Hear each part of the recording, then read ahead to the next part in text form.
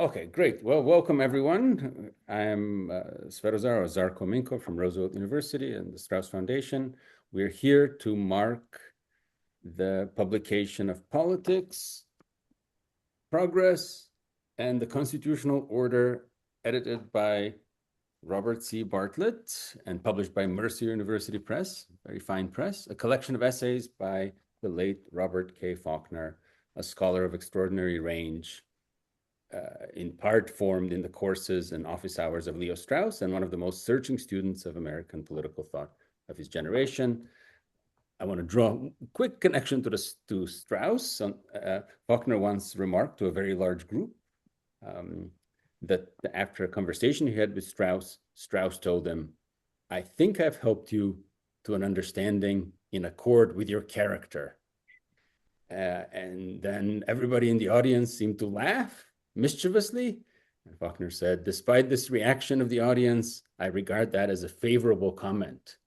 And I think he was right. Faulkner's correspondence with Strauss gives a glimpse of their closeness and the high regard they held each other, in which they held each other. Strauss had recommended Sinclair Lewis Arrowsmith to the Faulkners in 1962.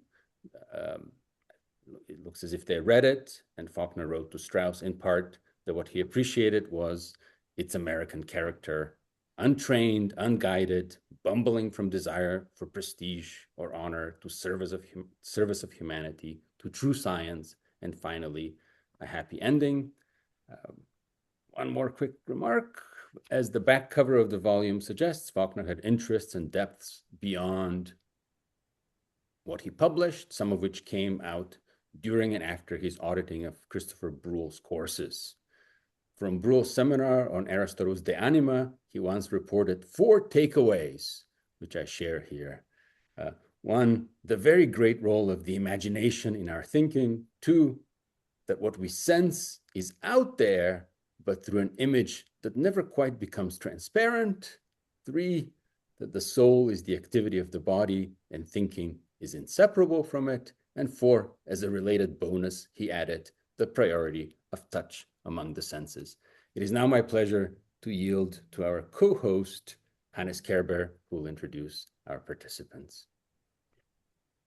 Hello, everybody. It's a great pleasure to be here. I just want to say one word about Robert Faulkner, not so much Robert Faulkner, the author, but Robert Faulkner, the teacher at Boston College, one of the great predecessors here in the department. Robert K. Faulkner was one of the finest political scientists of his generation. He was born in 1934 and joined Boston College in 1968 as a faculty and continued to work after his retirement in 2014 as a research professor here at BC. So he gave well over half a century of his life to BC and especially to his students here. Bob was a universally respected scholar and teacher of especially modern political philosophy and American political and legal thought, and his influence here at BC extended far beyond the classroom. He was the founder of Boston College's graduate program in political science and served on no less than 65 doctoral dissertation committees, acting as the main advisor for 16 of them. Bob Faulkner was really, in the truest sense, a builder of a department of scholars, of students, of a tradition of serious inquiry into the foundations of political philosophy that we try to continue here at BC to this day. As you will see, Bob's scholarly range was remarkable. His studies encompassed the theory and practice of constitutional government, the philosophical foundations of modern republicanism, the principles of great statesmanship as embodied by such figures as George Washington, Thomas Jefferson, Chief Justice John Marshall, and Abraham Lincoln. And the book that my colleague Robert Bartlett has published, Politics, Progress, and the Constitutional Order, Essays in Political Philosophy, brings together 17 studies drawn really from every period of Bob's long and distinguished career. And Both I and Zarko, on behalf of the Department of Political Science and the Leo Strauss Foundation, are very grateful for our panelists for honoring Bob's memory through their critical engagement with his work today. I will now introduce Robert Bartlett, who will then speak for 10 minutes or so, after which our two other panelists, whom I will introduce after Bob has spoken, will also speak for 10-15 minutes. And our plan is to then open up the discussion very quickly to the audience. You can participate either by submitting your questions in the chat, or alternatively, make known that you would like us to lift you up into the austere halls here in the ether, and we can give you permission to show your face and speak up. Okay, enough on the proceedings. Let me introduce my colleague. Robert C. Bartlett is the Baracus Professor of Hellenic Political Studies at Boston College. He's a leading scholar of classical political philosophy, and he has written widely and very insightfully on Thucydides, Plato, Xenophon, and Aristotle. He's the author and editor of 9 books by my counting, including not only the book that we're discussing today, but also Sophistry and Political Philosophy, and a co-translation of Aristotle's Nicomachean Ethics. Let me add that his next book, Law and the Good Life on the Political Philosophy of Aristotle, is coming out with the University of Chicago Press before the end of the year. With that said, Bob, please take it away. Thank you. Thank you, Hannes. Thank you for that free plug. I appreciate it. I too would like to begin with some thanks for the help that I received in putting together this book, which obviously is a tribute to Robert Faulkner. I'm the only one here, I think, of whom it's true that I was both his colleague toward the end of his life, but I was also his student. I received my PhD here at BC, and Bob Faulkner served on my dissertation committee, so I knew him from both ends of the spectrum, as it were. And he was terrific always and in all circumstances. I did want to thank Father Greg Kalsher of Boston College, who helped support the publication of this volume. 2 graduate students, Sam Hellier and Ethan Cutler, did a lot of the legwork. More on that in a minute. And I would like to thank also Mark Jolly, the editor at Mercer University Press, who was terrific to deal with from start to finish. My thanks also go to Zarko and to Hannes for putting this event together, and of course to Jean and to Tobin for contributing to today. I won't give a bio of Bob Faulkner since Hannes did that. I would just add to it one point, that he went to Dartmouth College and then received his PhD from the University of Chicago, where he wrote under Herbert Storing, the great Herbert Storing, on John Marshall. And it's important, I think, to note that Bob Faulkner began as a student of John Marshall, of course, but American constitutionalism, therefore. And his research is broadened, deepened from there, but that really was a core that I think stuck with him through all of his studies. There was a kind of sobriety, a respect for law, and political order that was characteristic of all that he did. And he brought to bear on very wide-ranging studies a kind of admirable sobriety. I might just note parenthetically that this early book, his first book in 1968, was on Marshall. And years later, someone out there in the wilderness who had a great love of John Marshall came across Bob's book. And he was so impressed by Bob's book that he picked up the phone and gave Bob a gift of a great deal of money to start the John Marshall Project here at Boston College, which continues down to the present day and is thriving under David DePasquale's leadership. So that's one of many, many ways in which Bob's work, scholarship, and teaching have helped us down to the present day. I do want to say something about the book that I put together. It comprises 3 main parts, and what I tried to do in editing it was to give representative samples of the various stages of Bob's work. So the first section, which comprises 7 essays, is called Statesmanship and the Constitutional Order. And there are some really terrific essays on George Washington, two on Marshall, as you might guess, although these were written later, much later, even decades later than the book. So they're a kind of mature summing up of Marshall. Thomas Jefferson, Abraham Lincoln, and then two rather more contemporary studies, one of Alexander Bickel, the great Yale legal theorist, and the Brennan Court on equality and equal dignity. And in reading, one of the pleasures of putting together this book was not just remembering Bob, of course, but reading his prose, which can be delightful. And for those of you who would like to see a few bracing formulations about equal dignity and before the law and modern constitutionalism, I recommend to you that chapter. The second section is entitled Enlightenment and the Spirit of Progress. And this represents Bob's moving away from, to some extent at least, constitutional law and into the theoretical foundations of that law, namely early modern political philosophy. That section begins with a brief but very helpful and clear introduction to the Enlightenment as an idea, a reading of Machiavelli's comic play Clizia, I think less studied than the Mandragola, but I think Bob does a wonderful job of bringing it to life. More on that in a minute. 3 essays on Bacon. Bob wrote a book on Bacon. We'll hear more about that from Tobin in just a moment. His relation to Machiavelli, a reading of The New Atlantis, and a reading of The New Organon. And then this section is closed out by 2 essays on John Locke, including an essay on what was at the time, I think, a somewhat understudied first treatise of Locke, the religious, how he taught us to read, or misread perhaps, the Bible. And Bob was one of those who turned serious attention of political theorists to the first treatise. The third section is the briefest. I called it Classical Legacies. An essay on Xenophon, an essay on Aristotle, and to my knowledge, the last thing that he wrote before he died, an essay, really quite a beautiful essay on Plato's Phaedrus. So that brings to a conclusion what's in the book.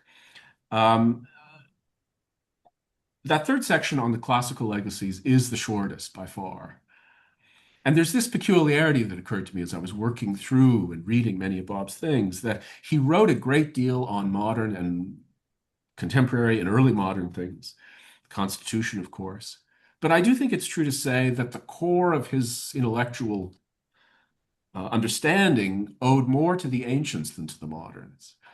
And he didn't, until very end of his life, his last and fourth and last book until this one, was devoted, in large measure at least, to classical thinkers, Xenophon in particular, Aristotle. But he didn't write much in the course of his career on the ancients. But as I say, I do think it informed his judgments and his understanding of things.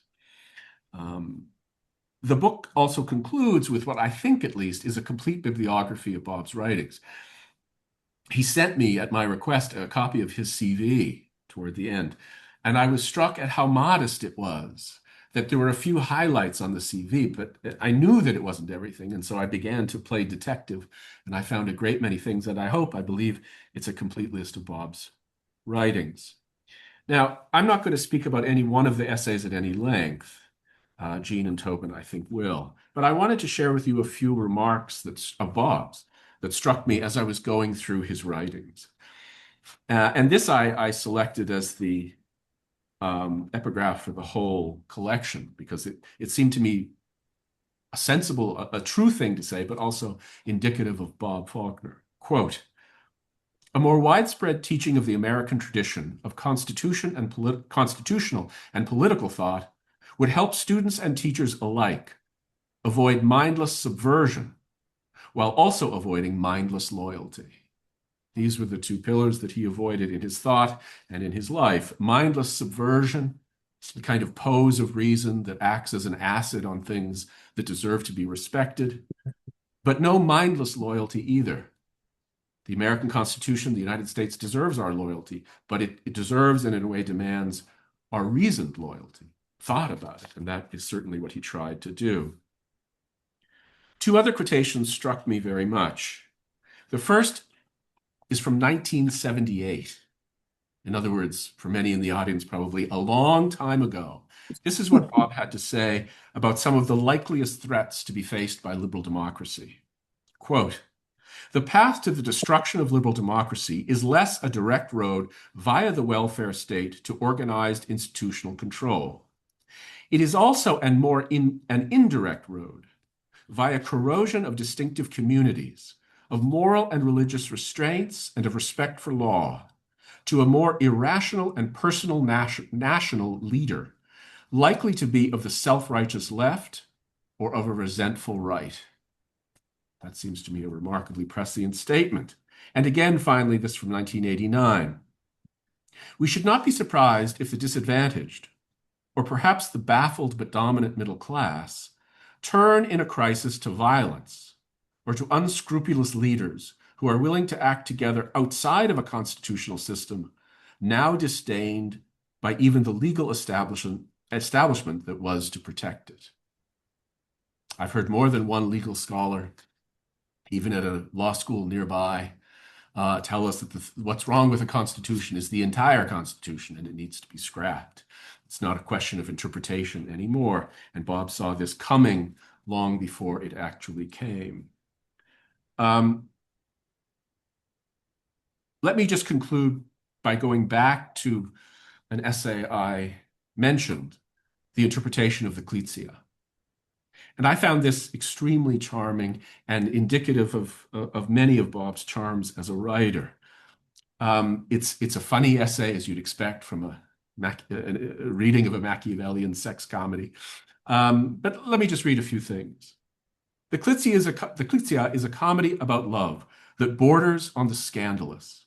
As a matter of fact, it crosses that border. I shall argue that Machiavelli's Clizia is itself a mix of the amusingly popular and the gravely searching. Bawdy and raucous as it may be, Clizia is also maliciously penetrating as to religion, morals, and love. It teaches how to get the girl, and it also teaches how to manage in the long run mating and a household. Simply put, the play applies Machiavellian arts of scoffing and of management to sex, love, and family. It thus shows the way to enlightened reform of the relations between man and woman, parent and child, master and servant.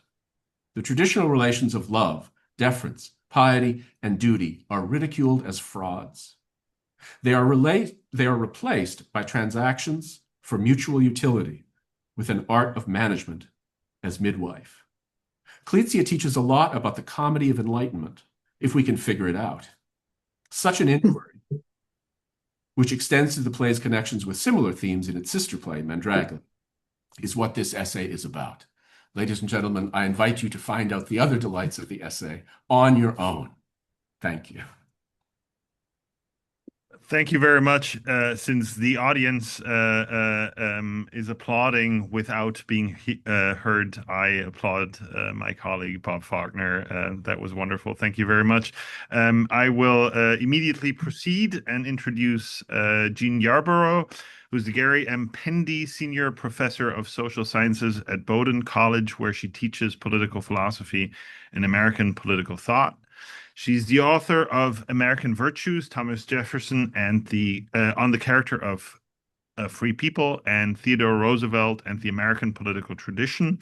The latter book received the American Political Science Association's Richard E. Newstead Award. And in 2021, she was awarded the Henry Salvatori Prize for her outstanding scholarly work and public service in upholding the principles of the American founding. And it's really difficult to think of another scholar who has done that as admirably as Jean has done. And I just learned that she has finished a book tentatively entitled Tocqueville and Five American Presidents. And we all look forward to reading that before too long. But for now, we look forward to hearing your thoughts. Thank you, Jean. Thank you, Hannes. Can you hear me? Yeah, okay. I've been casting my mind back, trying to remember when I first met Bob. It seems as if I've known him forever, but there really has to be a beginning. And as far as I can tell, It was at a Liberty Fund conference in Illinois on Henry Adams. If I'm not mistaken, I drove there with Ralph Lerner. And we were both participants in that conference. It was 1987. And I mention that because it was, we were all in high gear celebrating the bicentennial of the Constitution. And those conferences, many of them at the Liberty Fund, did so much to bring so many of us together and to form real friendships, not only in political theory, but with some of the great historians of our time. So that was a wonderful conference. I also remember that Bob and I played tennis in between all the other activities. And if I don't mind bragging, I beat him. But that's very long ago, and we won't go any further with that. A year later, I left the Midwest for Bowdoin, which offered many more opportunities for us to get together at the New England Political Science Association, especially where Bob and I and just about everyone else was at one time or another president of the organization, as well as at BC, where I was invited to talk, and at Harvey's program on constitutional government. My friendship with him continued almost until the end of his life, when Bob, now a widower, and I, a widow, had a long lunch at Prout's Neck on the coast of Maine, and afterward stumbled amiably about on the cliff walk. And we said goodbye to each other with plans to get together again, but that never happened. And I remember that as a very sweet and lovely time. I was asked to speak today about Bob's essays on American subjects, and so I shall. But first, I want to say something about two of the Greek essays in the volume. When I first received the manuscript, because Bob had asked me if I would read it and endorse it, the first essay I read was Bob's review of Harvey Mansfield's Taming the Prince, which was published in 1989. That essay alone is worth the price of admission of this book. It is a marvelous essay. It is an example of how two serious people can learn from each other. Bob credits Harvey so much in there, but he raises very important questions about some of Harvey's approaches and some of his analysis. I recommend it so highly. The other essay I read right after that, because of what I'm teaching this semester, was the essay on Plato's Phaedrus. Much ink has been spilled on the differences between East and West Coast Straussians, with one of the principal distinctions being that the supposed aloofness of the East Coasters housed at BC about their aloofness about political questions. In other words, the only question that presumably or supposedly interests East Coast Straussians is the singular question of how to protect philosophical inquiry from the dangers of politics. But reading these two essays and just learning from Bob that Bob supervised 65 or 68 dissertations, that he'd been at Boston College since 1968. It's really his imprint on the department. And so it seems to me that there's really, at least on this ground, that so much of this controversy is overblown. And I say that as someone who received the Salvatore Prize from the Claremont Institute. Reading these essays, not only in this volume, but then again, because I'm supervising 2 honor series on Plato this year, but also his wonderful essays on Alcibiades in The Case for Greatness, Honorable Ambition and Its Critics. So I'm left scratching my head why it is why it is that this animosity continues so much. Bob was so interested in political questions. I was surprised to see how little attention he paid to Socrates' great speech on love in the Phaedrus. He does talk about it, but he passes over it. The dialogue itself is bifurcated, although there are certainly links running throughout the entire dialogue. But what Bob focuses on is the rhetorical, the speech and the writing in the second half of the dialogue. And he makes, again, as he does in his Alcibiades essays, where he talks about the problem of ambition, in his discussion of the presidency, where both he and Harvey agree that the American executive, even if it is the working out of something that Machiavelli himself began, is the indispensable institution in this indispensable country. So I found that all rather interesting. 2 things on the American essays. Already Bob mentioned his essay on equal dignity and Bob's comments on the Brennan Court and the Warren Court. And it seems to me that what he was doing in there is precisely what Bob mentioned in his introductory remarks: the mindless subversion of long-standing principles, the attention that constitutional law had given to the protection of the family, even when it ran against, in some instances, women's rights, or the differences between the married couple and the unmarried couple, the rights of children in those various arrangements, the subtle way in which these liberal judges really did undermine the status of the family, which is so essential to a decent republicanism in the United States. So again, I'm left scratching my head on the East Coasters. This is a really wonderful essay in which you can learn a lot from Bob about these things. Of course, Bob really did focus on the high and not the low. For the most part, he looks at not Brennan, but at the greatest statesman America has produced: George Washington, Chief Justice John Marshall, Abraham Lincoln, and surprisingly, Thomas Jefferson. I wasn't expecting to see an essay on Jefferson from Bob Faulkner. I would have expected one on Hamilton, but not Jefferson. What I found very helpful, because I know that Jefferson had a little 3-part, 3 little paintings of his 3 great heroes, who were Bacon, Locke, and Newton. Which is interesting in itself.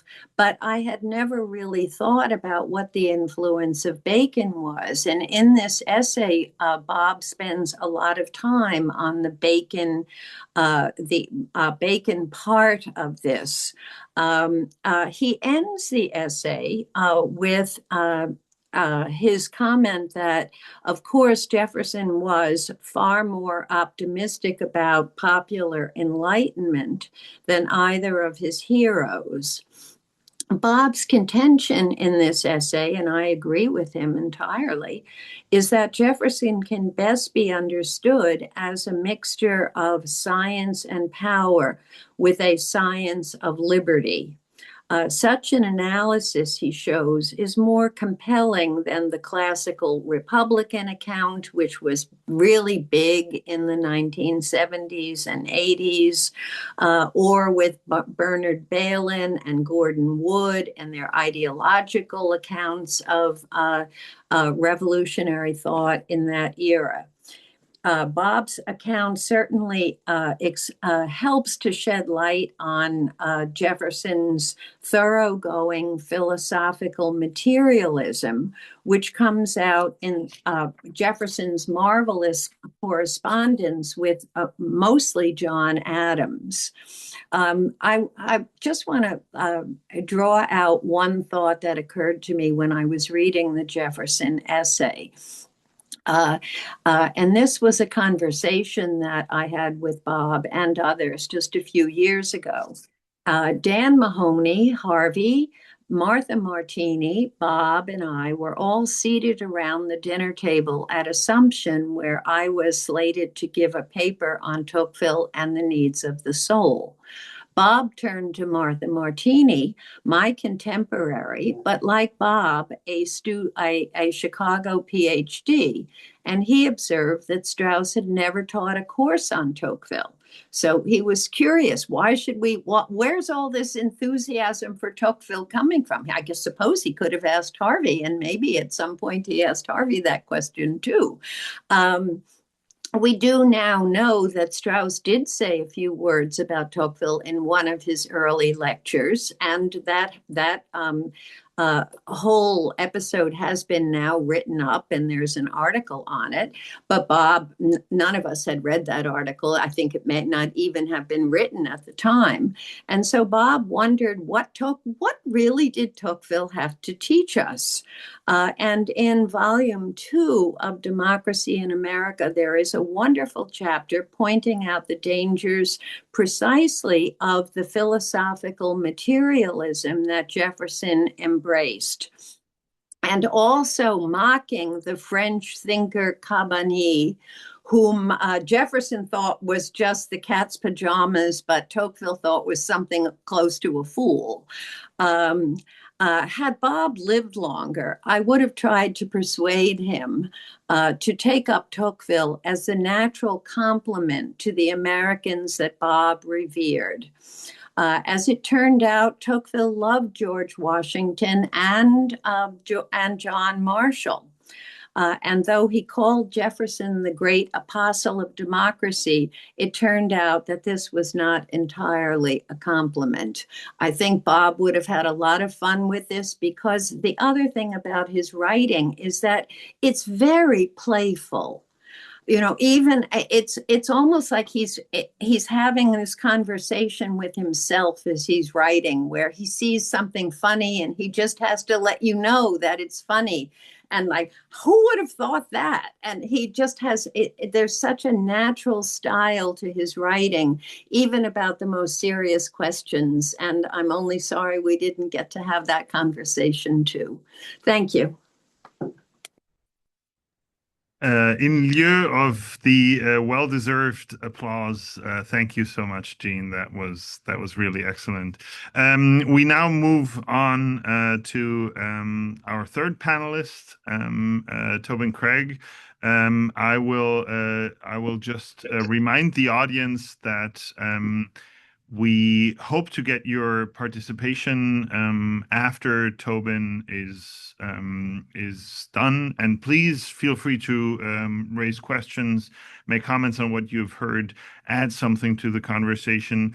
Ideally, we hope to hear and see you, so you please raise your hand digitally. But if you want, you can also we'll promote you to a panelist when you do that. Oh, yes. No, that's putting too much pressure, but we'll make you visible. We'll make you visible.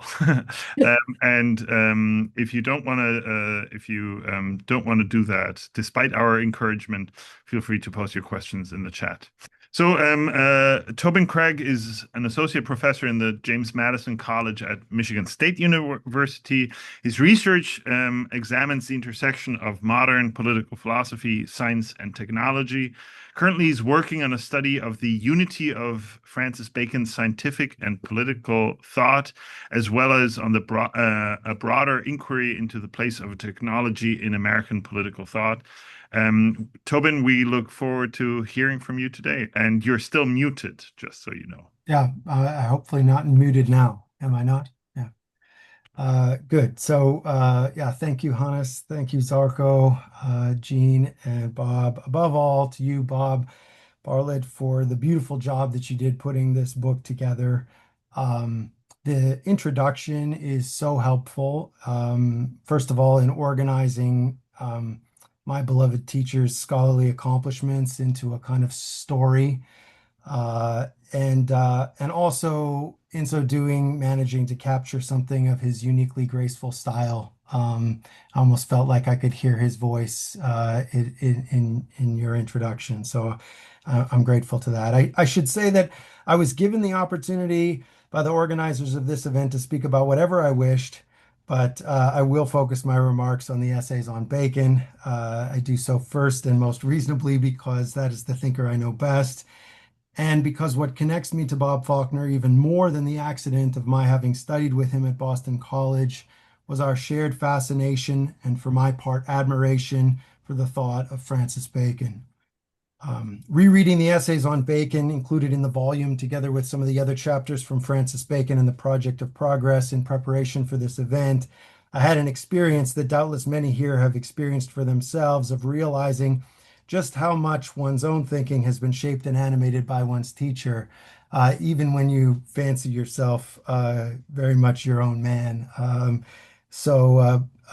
Bob's essays capture and preserve, for those of us who knew him, his calm and sober voice and his gentlemanly manner of teaching. Even when he's at his sharpest in his pointed comments on the shortcomings of one or another scholarly received opinion, he is never really ruthless, but is content to leave matters well said once. So I thank you for putting this collection together. It's also fitting that I start by quoting Dr. Minkov, who in his own fine study of Bacon remarks on the unjust neglect among the mainstream of Bacon scholarship of Faulkner's reading of Bacon. I think this remark is accurate, both in what it says about the scholarship, but also in what it applies about Bob's reading of Bacon, that there is something distinctive there that really demands careful engagement. But having made such a beginning, let me now add, I've never altogether been sure about it, and I've even long been skeptical of it. And so this seems the right occasion to say something about it. And I have in mind here Bob's insistence on Bacon's ultimate Machiavellianism and the Machiavellian basis of modern thought tout court. The Machiavellian origins of the Enlightenment is a refrain that runs through the volume as a whole. It appears even in the essay on Jefferson, and very clearly in the programmatic opening essay of Part 2, Political Philosophy and the Modern Enlightenment. Guided, no doubt, by Leo Strauss's thesis on the Machiavellian origins of modern political philosophy and therewith modernity, Faulkner's Bacon is, first of all, a follower and advancer of the new way opened and pioneered by Machiavelli. Thus, as the first of the three thematic essays on Bacon in the volume makes clear, the key question about Bacon for Faulkner becomes on what matters and in light of what insights or for what reasons does Bacon depart from or break with Machiavelli, and whether we can make sense of these departures as fundamentally in accord with Machiavelli's own enterprise as we understand it. Now, Faulkner was by no means the first scholar, nor even the first student of Strauss to center this question in approaching Bacon. But it might not be wrong to say that he held faster and more tenaciously to it than any other interpreter of Bacon that I know of. Howard White, Richard Kennington, and Jerry Weinberger all raise and press this issue, but each in their ways, all three end up developing a Bacon who is in some element or another of his thinking something more or other than a follower and furtherer of Machiavelli. Among the non-Straussians, the most insightful few who discern and take seriously Bacon's repeated references and allusions to Machiavelli either confine themselves to one or another wing of the Bacon mansion or deny that we have any basis or right for supposing it to be a unified building at all. Now, to advance such a reading of Bacon means almost necessarily to approach Bacon's corpus through the essays. The essays either reveal the true or fundamental stratum of Bacon's thought, or are at least the essential portal into Bacon. Of course, as Faulkner notes in the Empire of Progress essay, one would have to confirm or elaborate that argument through a reading of the Advancement and De Augmentis, but Faulkner was confident enough in his contention to publish Francis Bacon and the Project of Progress without a sustained study of the Advancement or De Augmentis. Now, Bacon's essays are notoriously enigmatic and difficult to interpret. Anyone who has invested much time reading them begins to discern a sort of rhythm or pattern in their movement. An arresting insight or aphorism, followed by a series of elaborations, organized in a plausible sequence, but arriving ultimately at a radical, sometimes jarringly unfamiliar conclusion. The most famous effort to describe this rhythm is, of course, that of Stanley Fish, whose reading remains an excellent point of departure. But Fish has, in the end, no real interest in the Bacon question, and so he's not especially interested in considering the essays as some kind of a whole.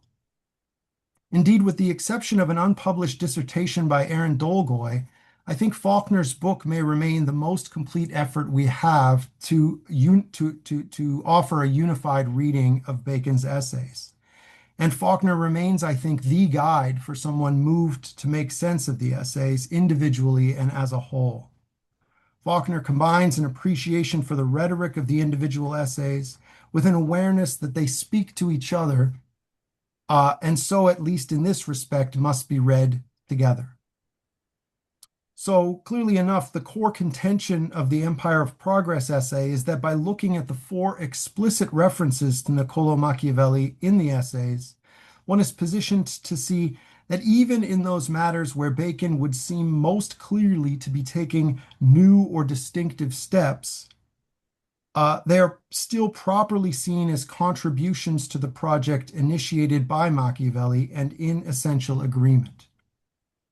To quote from the conclusion of the introductory section of the essay, Bacon thought that his combination of civil nation-state with visionary progress appeals more broadly than Machiavelli's mixture of republican empires with modes of rising and safety, better hides its founder's ambition, and better imitates the successful Christian vision of an otherworldly provider. It incorporates Machiavellian realpolitik in a subordinate place within a Baconian movement of enlightenment. Bacon thus improves the means to deliver the end Machiavelli directs us toward, which in this statement can be formulated as rational enlightenment understood as liberation from Christian otherworldliness. Now, the 4 references from 4 essays are 4 occasions for Faulkner to develop aspects of this argument. I'll try to review these very briefly, but keep an eye on time because you don't want to hear me drone on. In the first, we follow Faulkner showing how Machiavelli's ruthlessness and militancy is substituted for by a transformed version of Christian charity called philanthropia or humanity. And though this turns out to be rooted ultimately in our self-love and dependent upon a malignity much deeper and more fundamental than any goodness of nature, it opens the way to a promise of future satisfaction, of hope, that is more powerful and effective an antidote to Christianity than anything offered by Machiavelli. In the second, Faulkner develops a favorite and even more distinctive reading. Here we see Faulkner discovering in Bacon a nascent economic and even liberal Republican project. The essay shows the formula for transforming irreconcilable human divisions of class and sect into a mutually useful division of labor and advancement. How does one quell sedition and troubles? Faulkner finds that of the 9 general preservatives, the first 4 encourage economic growth and a regard for democracy. The 5th prescribes moderate liberty, and the last 4, the politics of nourishing hope. Thus can the material causes of sedition be addressed. Now, the 3rd is the first to broach a potentially substantial disagreement between Machiavelli and Bacon. It takes up the shocking question of how can you rely on someone to be a good assassin? Not exactly a matter that comes up every day. On Faulkner's telling, Bacon fears superstition even more than Machiavelli does, and he hopes for more from his replacement, that is, his effort to replace it, superstition. He wonders whether this fear, this greater fear of superstition, and this hope, that is, a hope for an ultimate vanquishing of it, indicate in Bacon a greater estimate of the power of custom in human things. Faulkner's Bacon is led to consider whether a more complete vanquishing of the power of superstition is possible in the provision of a new means for new powers and thus new hopes. And, he suggests, it is this that leads him to the great project of the Instauratio Magna and ultimately to the development of his project for a scientific civilization. So this new possibility, a more complete victory in the battle with superstition or Christianity, is then further elaborated in Faulkner's reading of the final essay, where others, myself perhaps included, see in the essay a quiet acceptance of the ultimacy of the vicissitudes of things, or the inevitability of what Bacon calls nemesis or cataclysm. Faulkner sees an opening to global triumph, not by means of a unified world state, achieved either by propaganda or imperial conquest, but by means of sober acceptance of a future characterized by the sequential rise and decline of various new Atlantises, that is, scientifically, technologically empowered nation states. Rereading this essay, I was struck by just how adventurous and how daring Faulkner's readings frequently are. I think for the purposes of brevity, I'll pass over my comments on the New Atlantis essay, and I'm happy to elaborate on them, time permitting, in questions. But now let me turn to Faulkner's essay on the Novum Organum. Faulkner was never particularly troubled by what to my eye is the most manifest or massive obstacle to a fundamentally Machiavellian reading of Bacon, and that is Bacon's manifest lifelong concern with a new science, a science clearly grounded on the promise of useful powers, the relief of man's estate, but also, I think clearly, animated by a concern to better know the truth about things. For this reason, I'm glad the decision was made to include Bob's short essay on the Novum Organum, to which Bob gently directed my attention more than once. The essay is a very compressed reading of the New Organon. This compression is achieved by his unwavering focus on the centrality of Bacon's concern with human power and human utility. To someone like myself who inclines for some reason to insist that Bacon retains the philosophic concern with truth, the essay is a bracing challenge. Quote, Bacon's science is part of a comprehensive plan for progress. And what is meant by progress? The increase of human power. Quote, for the sake of human power, Bacon aimed to transform all knowing, including the human outlook as to ethics, politics, and God. To Faulkner, the decisive feature of the new science is the introduction of the goal of power. When power is added to knowledge as the goal of science, the and is radically transformative. It necessarily entails the subordination of the old end to the new. Now, in his reading, Faulkner helpfully sticks to the surface and insists that we not hurry past what is most manifest. In The Great Instauration and the New Organon, Bacon makes loud promises of spectacular and heretofore undreamt of powers. Following the movement of the opening aphorisms of the New Organon, Faulkner helps us see that the promise of power it is the promise of power that prepares the radical critique of the adequacy of the human mind in the doctrine of the idols. The four idols, quoting Faulkner now, the four idols indict in turn intelligence, soul, speech, and all the great philosophies and theologies. Such things may have been thought wonderful, worthy of reverence, and even divine, but they are all merely visions of false gods. Here is a disenchantment of the world.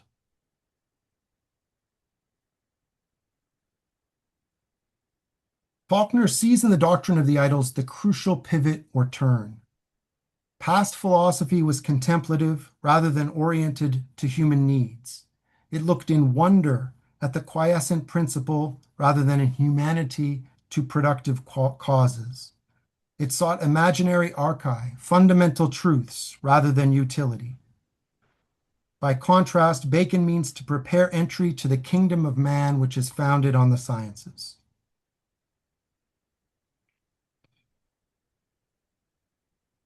It's for this reason, I think, that where others would see a problem or a question, Faulkner sees only further confirmation of his guiding insight as to the essentially Machiavellian character of the Baconian project. Now, Faulkner nowhere in the essay confronts those few explicit comments where Bacon avows something more like a contemplative or theoretical goal for science. But his reasoning is suggested by his observation of how the traditional sounding title New Organon disappears and is replaced by aphorisms on the interpretation of nature and the kingdom of man. And finally, by his dense paragraph on the final 4 or 7 aphorisms of the New Organon as a whole. The final aphorisms, this is quoting Faulkner now, the practical aphorisms are the true culmination of the work. They direct the governor of science to look for profound arts of many uses, for profound sciences that can, like magic, transform the world. The direction of natural science rests finally with moral and civil science. And of course it does, and it must. And so we must work to preserve and keep alive access to the thought of the thinkers who provide the education needed for such a work, just as Robert Faulkner himself did. And so I am thankful. Thank you so much, Tobin. That was excellent. While the audience is gathering thoughts and trying to figure out how to raise the hand, which, just as a reminder, you do through the reaction button, I believe, at the bottom. I will ask the three panelists a question that struck me in rereading these essays. What do you think? What does each of you think is how would you put the question that is animating Bob's works on so many different thinkers, on so many different epochs, and so many different aspects, as we heard today? How would you put the question that is at the bottom of his philosophic project? Good Bob, question. you get to go first. I get to go first? Well, it's a general question, so I'll give a general answer. I mean, I think some version of the old Socratic question, what's the good life? And he was very interested in the political manifestation of that question, as I think Jean brought out very beautifully and very powerfully. What's the good political order look like, and what are its possibilities, what are its dangers, and so on. And beyond that, I think he was very interested in the life of the mind. What is it that we can know? That's part of his interest in modern natural science. it seems to have, it certainly has changed the world, and it seems to have cracked the world wide open. And I think Bob ultimately had doubts as to whether it had really done that, though it had, of course, one could never deny that it changed the world. But whether it had simply adequately understood the world, I think he had grave doubts about. That those doubts become clear in something I didn't really talk about, but in the essay there are sort of fleeting remarks or gestures in the direction of Nietzsche, Heidegger, and other thinkers. In his last book on greatness, he did speak about Nietzsche at some length. So I would say, what is the good life for a human being? In the first place, the political version of that question, and then beyond that, the good life for an individual, and what might that look like? And I think he was remarkably open to a variety of answers. That he was very impressed by Bacon and others. But as I just indicated, I think he came to have serious doubts about the adequacy of what they were doing, both theoretically and morally and politically. Jean and Tobin, do you want to add something, or should we move on? Well, the parts of I don't know all of Bob's work, so I won't comment on that. But I think there's a fundamental an interest in a decent regime. What are the prerequisites for that? How do we understand it? How do we cultivate admirable statesmanship? How do we stave off the problems of the overly ambitious, those of vaulting ambition? His essays on Alcibiades, the problems that Lincoln sees in the Lyceum speech. I think those are, and the relationship between law and justice. These are, I think, really important questions that he grapples with. One thing that does interest me, and I was thinking about it during Tobin's presentation, is I don't know his work on the ecclesiastical polity, but I would be curious if either Tobin or someone in the audience can bring his work on Bacon and his work on Hooker together. What was the impetus for looking at Hooker? I mean, beyond just the political problem of the day. I would really like to have someone talk about that. I don't know whether that's something Tobin would like to do or even is interested in, but there must be someone out there. So that. As you see, there's a live question which I think was addressed, Jean, whether consciously or unconsciously by Professor Warner about honorable ambition. You somewhat addressed that, right? And then there's two people who want to come in, but first maybe Tobin, do you want to? Well, I think I would just sort of build on what Bob and Jean have just said. You know, if you consider Faulkner's journey from serious reflection on the constitutional order and how it's best understood, to then an exploration of the sort of philosophical underpinnings of it, always with a view to the distinctive features of the world we confront as citizens, and a felt need to sort of understand better the logic of the world we find ourselves in, partly born from a concern to act well in that world, but partly also animated by a desire to simply understand. And then the way he returns, at the end to you could say the classical political thought, but then also you could say the problem of the great statesman, or the ambitious soul. I think this is really a kind of interpretive key to that question of like what was the question that most animated him. So yeah, I guess I'd leave it at that. Great. Just quickly on the question of Hooker, I would second the question because I never heard Bob speak about Hooker. And so it didn't seem to be a live question or interest for him when I knew him. Now, he published that book in 1981. And one of the things that I learned in putting this collection together is that his very first article, published in 1965 in the American Political Science Review, no less, was on Hooker, Reason and Revelation in Hooker's Ethics. So I would always assume that it was sort of connected to his studies of Locke, the judicious Hooker, but I don't know. The judicious, yeah. Yeah. But I'm sure maybe someone in the audience knows. I don't. I mean, we will move on to the questions, but Stuart Warner has just commented in the Q&A part of this Zoom thing that Gene is onto something. Bob's MA thesis was on Hooker in his relationship to Aquinas. Our first question comes from my colleague, Mark Landy. Mark, you can be heard now, I believe, but you need to unmute yourself.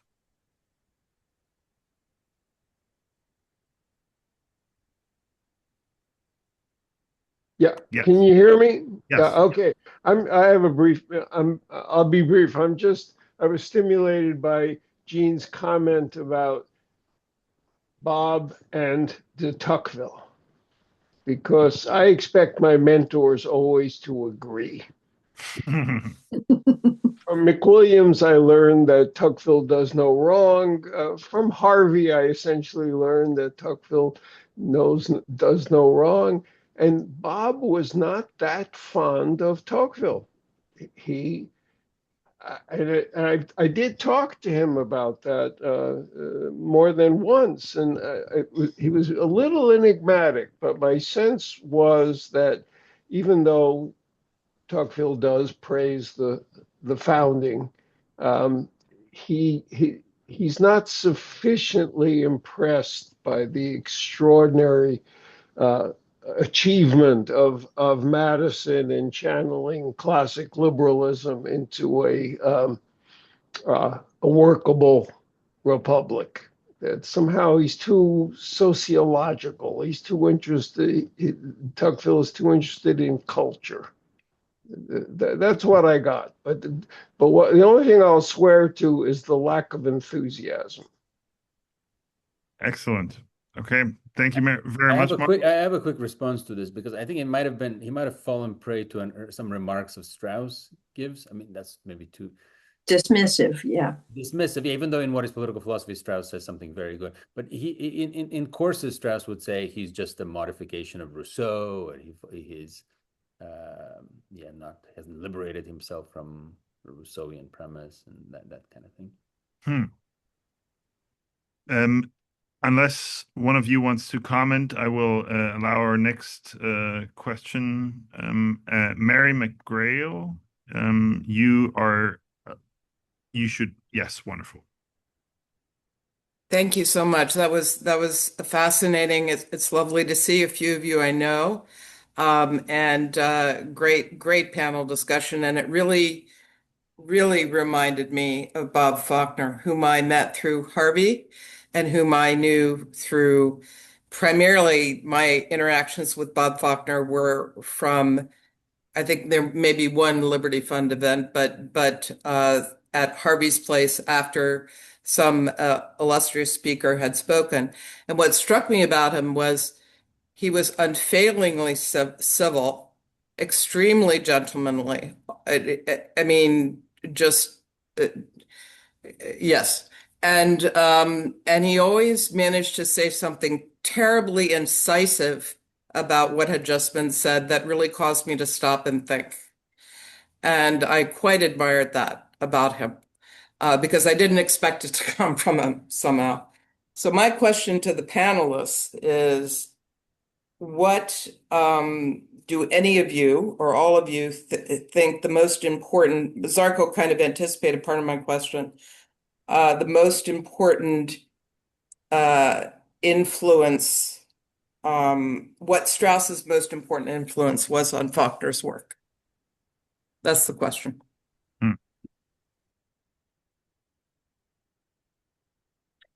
I would, Marianne, I would venture to say that it was the need to go back beyond the Constitution, beyond the law, to try to understand the philosophic preconditions that made these sorts of more practical questions that gave them the particular shape that they had.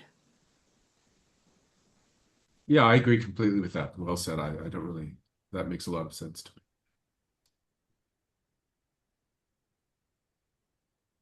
No, it's interesting that he wrote his dissertation with Herb Storing. So he started much more practical, and then realized that or thought he needed to go more deeply into it. And certainly I knew about his work in the early moderns, but what was the surprise to me in the Case for Greatness was the Greek stuff. Yeah. I mean, essays on Alcibiades, somewhere in there, he made it his business to learn Greek, because I doubt he was learning it when he was writing on Marshall. Yeah. Just on that point, I came across an interview that Bob recorded in 2013. It's on the Strauss Center somewhere. And maybe I'll just quote something which is germane to Jean's comment. Quote, "But I was not long into that study of Marshall when I saw that I needed something more searching than the constitutional lawyers. Or maybe I just couldn't remember all the cases very well.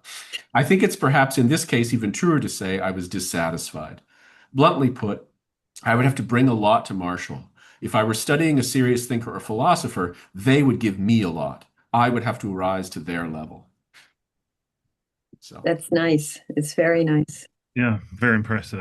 Tobin, I would just add, I made much of Bob's insistence on Bacon's Machiavellianism, which I think is probably something he was persuaded of by Strauss. But I think behind even that is Strauss emboldened Faulkner's intuitions of something like the problem of modernity, and so the notion that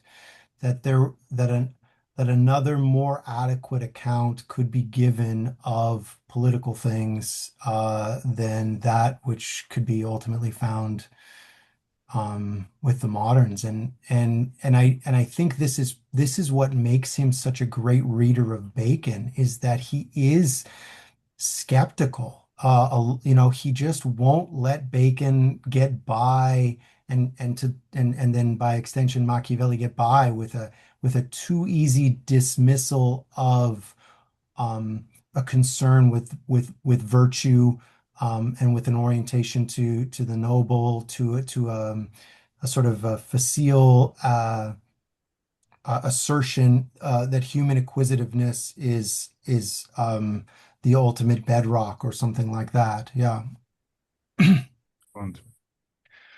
Our next question comes from Susan Shell, who I will also now ask to unmute herself and maybe even to show her face if she so chooses. How do I do that? I don't want to hide out if I don't. I don't honestly, see any option. Yes, fair enough. Fair enough. Here. I'm veiled. Covered, as the Muslims say. You shall remain veiled for now. All right, my technical inability doesn't allow me to. Thank you for those really wonderful comments, all of you. It really brings Bob back in very, very moving ways. I just have two contributions to add, and they're of a kind of personal nature. I probably, in the last years of his life, Bob and I were probably speaking to each other by phone every day. And it was mostly arguing. And my poor, long-suffering husband would yell, "What are you yelling about?"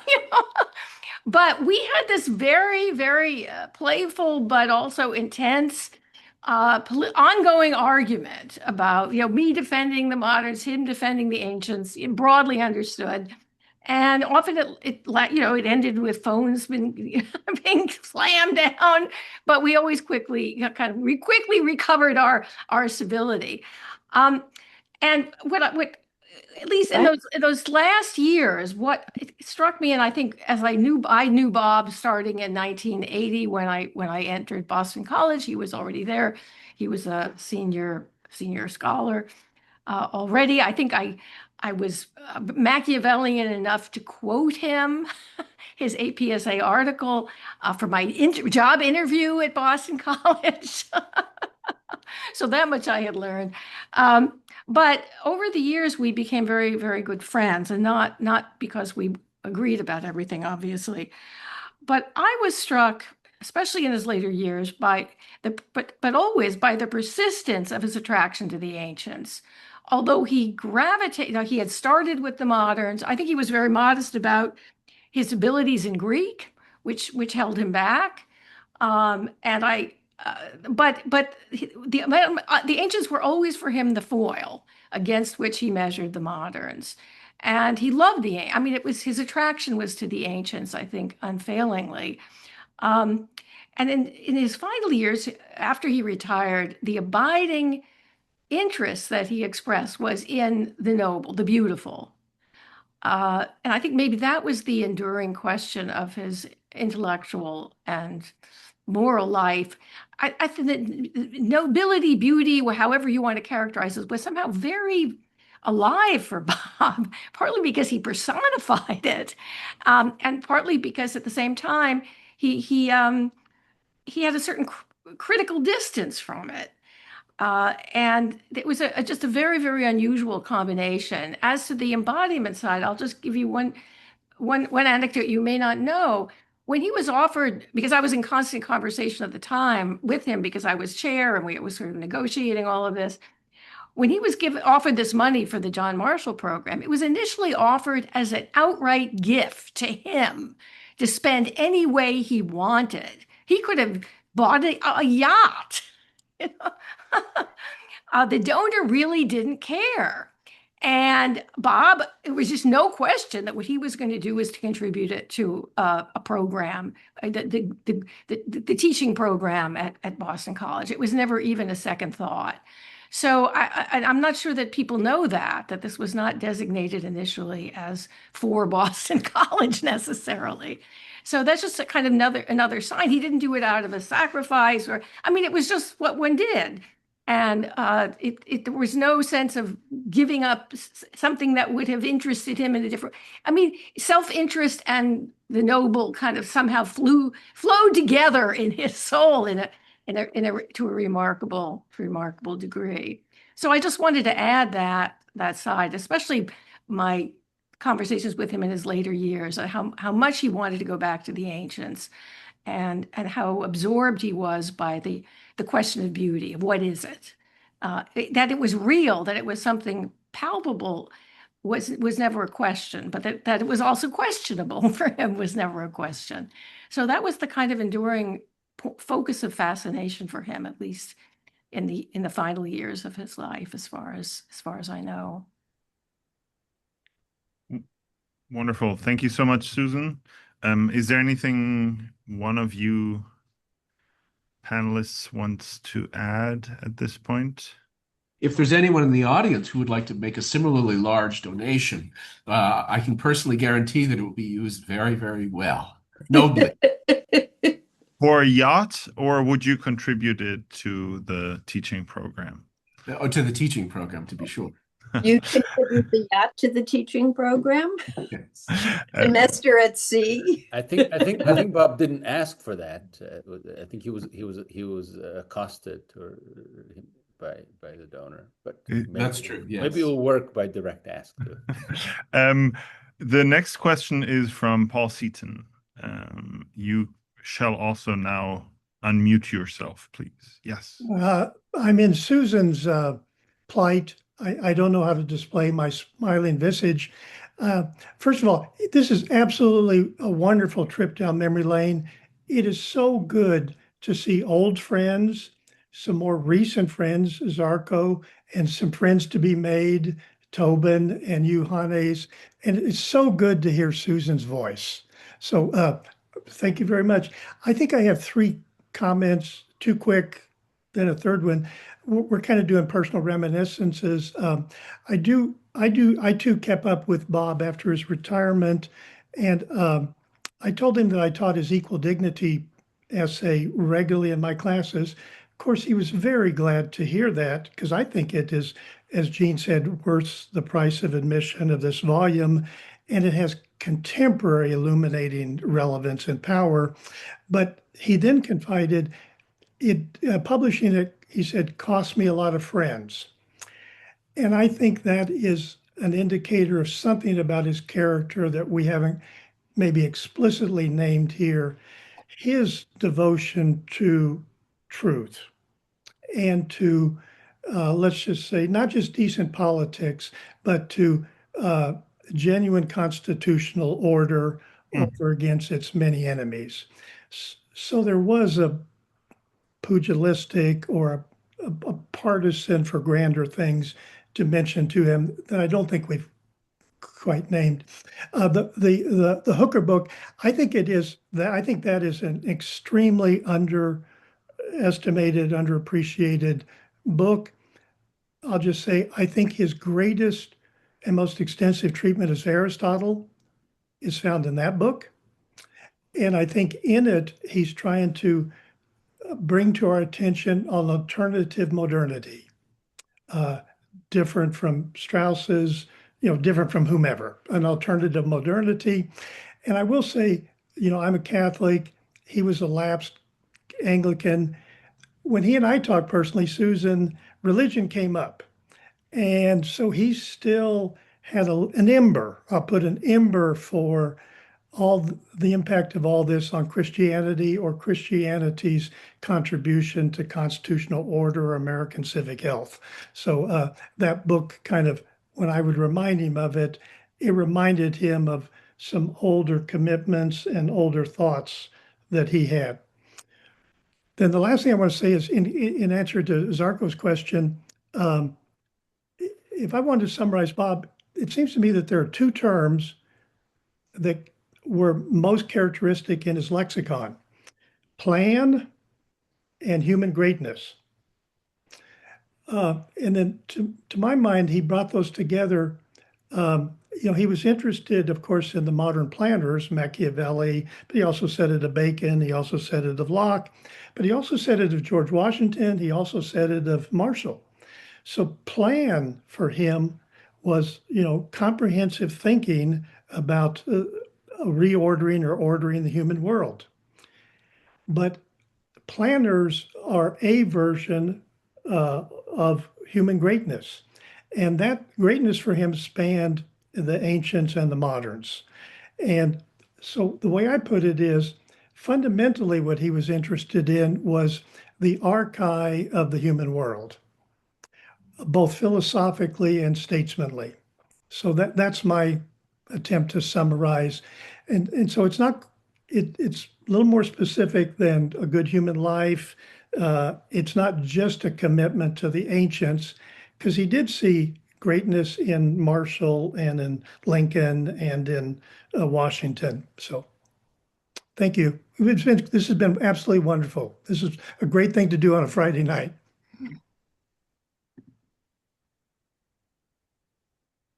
Panel responses or reactions?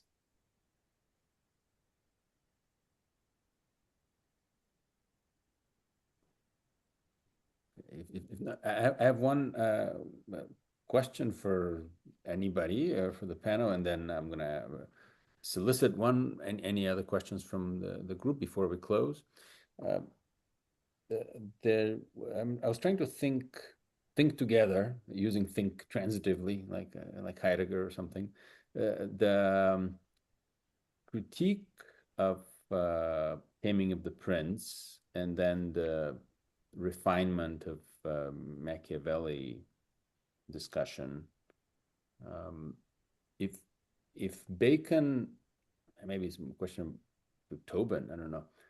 If Bacon refines Machiavelli, in a way you lose the point, because isn't maybe there's too many things going on, but one of several critiques of Taming of the Prince is that choice necessity is too stark of a distinction. Correct.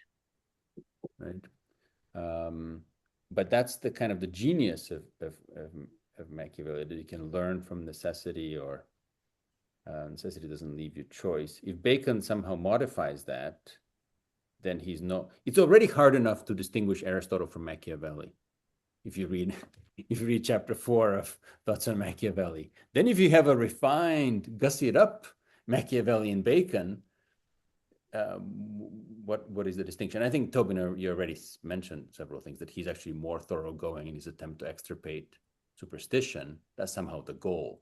But in terms of the premise or the approach, I think it's not clear what happens. Can you really modify him? Can you Aristotelianize Machiavelli, or somehow? I don't know in what direction he goes. That's the. Or do you feel like comparing these two essays, the Aristotle and the Machiavelli?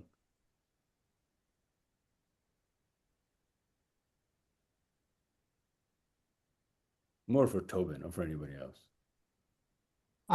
Yeah, you caught me up short, because I haven't had a chance to carefully read the critique of Taming of the Prince, so that it's not sort of fresh in my mind.